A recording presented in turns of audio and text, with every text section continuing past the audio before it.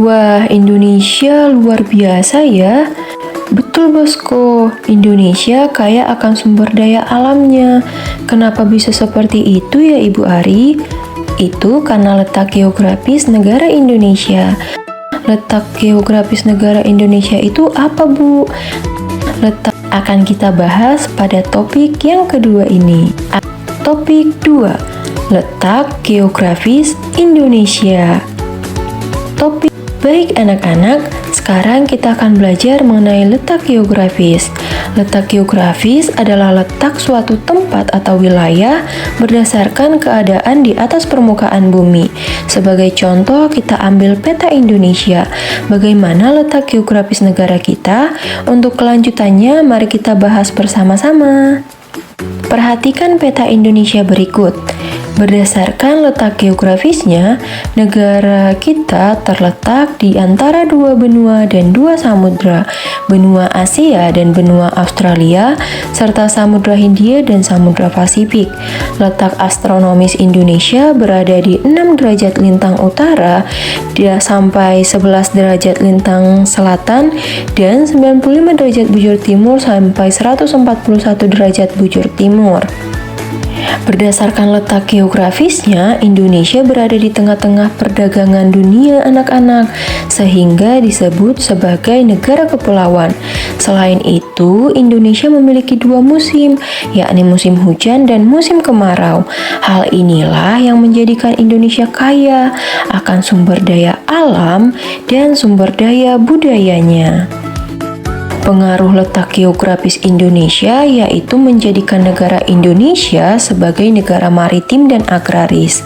Yuk kita bahas mengenai negara maritim dan agraris. Cus!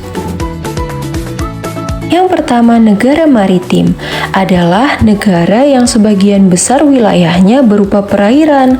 Ciri-cirinya yaitu memiliki wilayah laut, transportasi laut, ada perdagangan laut, ada armada militer laut, serta memanfaatkan laut sebagai kesejahteraan masyarakatnya. Kemudian, keuntungan negara Indonesia sebagai negara maritim yaitu sebagai sumber ikan dan makanan laut, tempat wisata bahari, sumber daya lepas pantai, sumber garam, energi alternatif, sumber ilmu pengetahuan dan penelitian di bidang kelautan, serta penghubung antar pulau anak-anak. Baik anak-anak, sekarang kita akan membahas negara agraris.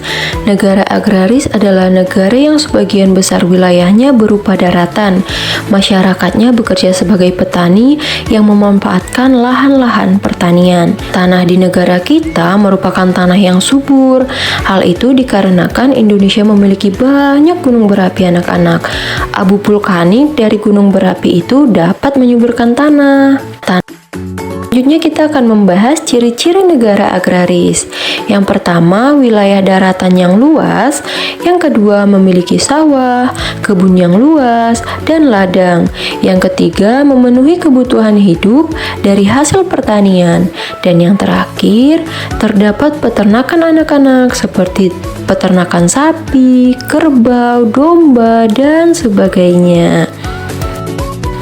Wah, tidak terasa ya anak-anak, kita sudah selesai membahas negara maritim dan agraris serta letak geografis Indonesia.